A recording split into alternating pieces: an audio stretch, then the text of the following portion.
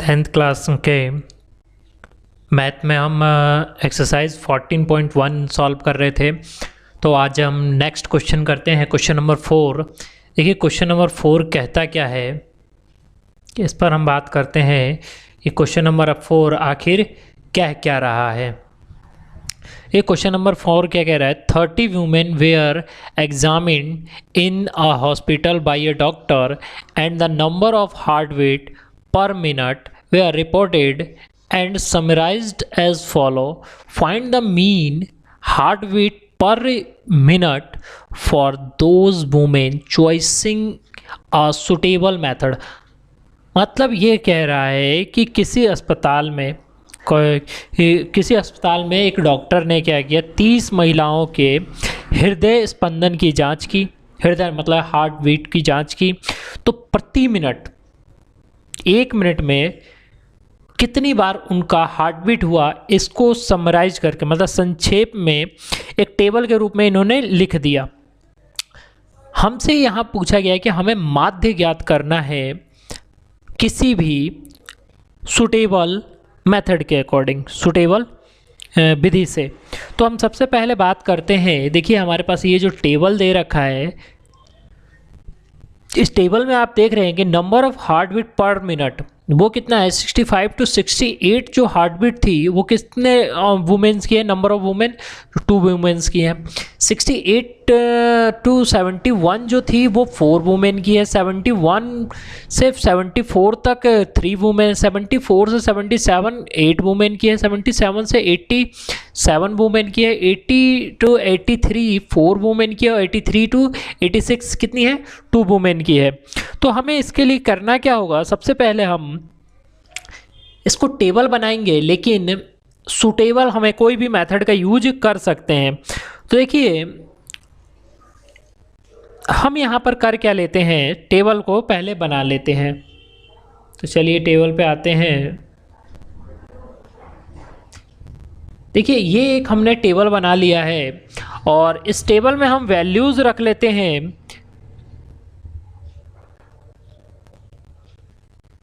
प्रति मिनट हृदय स्पंदन, ओके। और महिलाओं की संख्या, महिला की संख्या, यहाँ हमने महिला की संख्या रख लिया, ओके। अब देखिए ये जो नंबर दे रखा है वो कितना दिया है, 65 से 68 तक दिया है, 68 से 71 दिया है, 71 to 74 है, 74 to 77 है और 77 to 80 है। दूसरा हमारे पास 80 to 83 और 83 से 86 तक हमारे पास जा रहा है।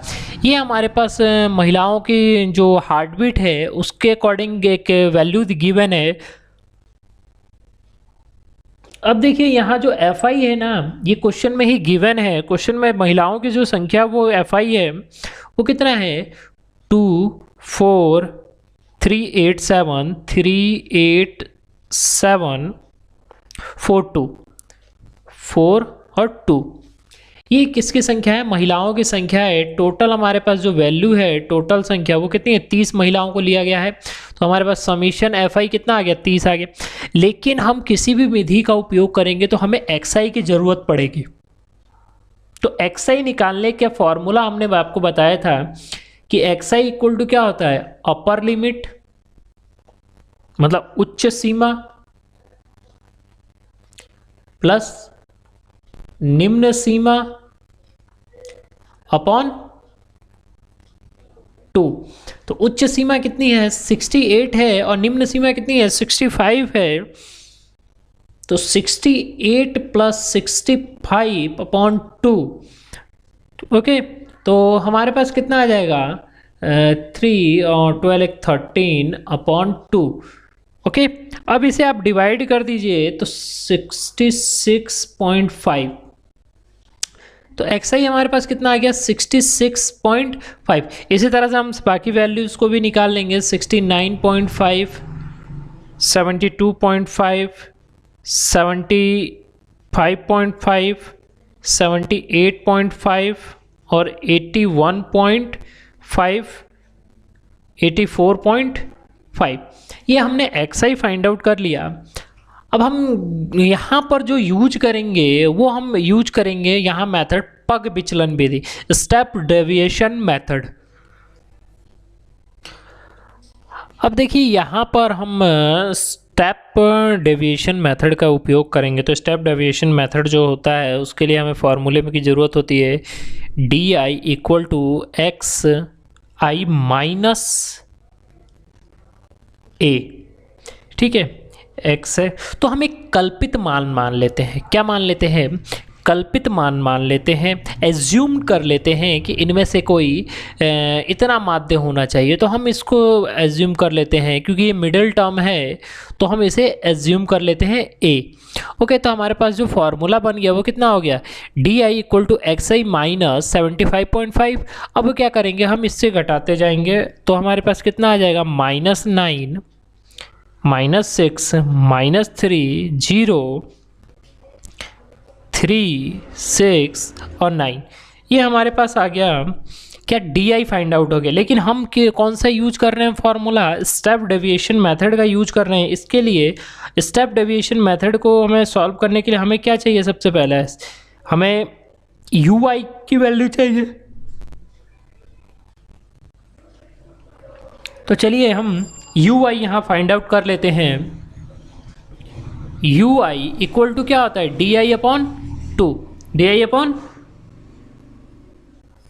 सॉरी 2 नहीं होता है, h होता है, di अपॉन h। ठीक है, तो h क्या है? इन दोनों वैल्यूज के बीच का अंतर है।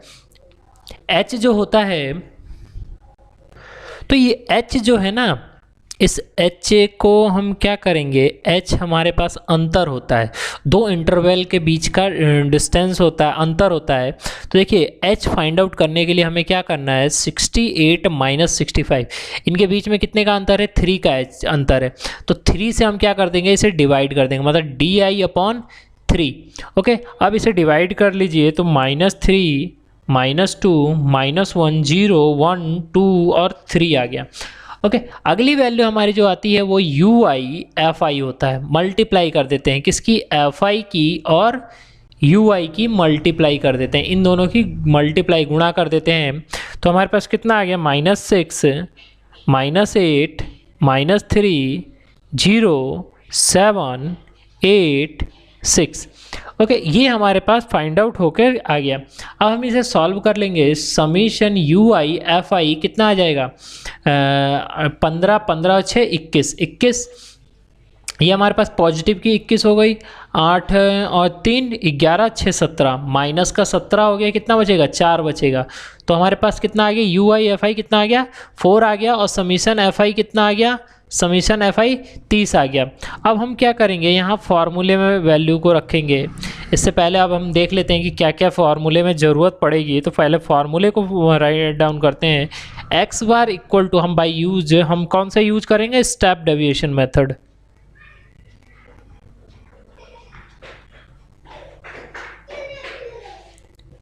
स्टेप डेविएशन मेथड का यूज करेंगे।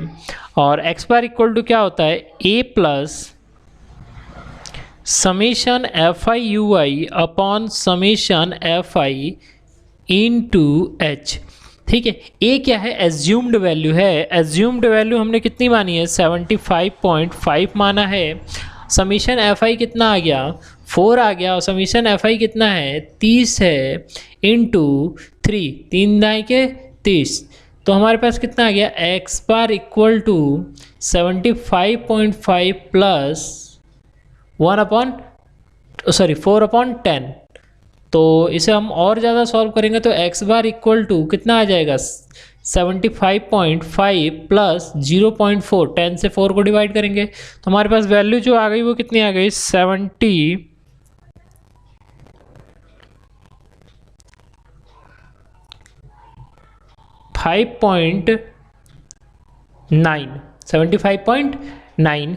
ये कितना आ गया? माध्य आ गया। मतलब एक सेकंड में जो महिलाओं के हृदय स्पंदन है वो कितना है? 70, मतलब कि उनका एवरेज कितना है? 75.9। अतः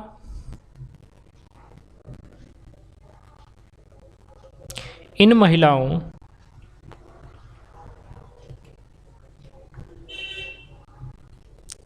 के हृदय स्पंदन प्रति सेकंड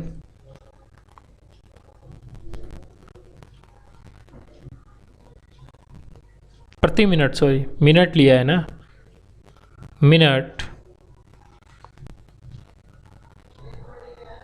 माध्य संख्या कितनी हो जाएगी 75.9। ये हमारा क्या हो गया, आंसर हो गया। इस तरह से हम इस क्वेश्चन को सॉल्व करेंगे। इस तरह से आप आगे क्वेश्चन को भी सॉल्व करिए। कोई प्रॉब्लम हो तो आप पूछ सकते हैं।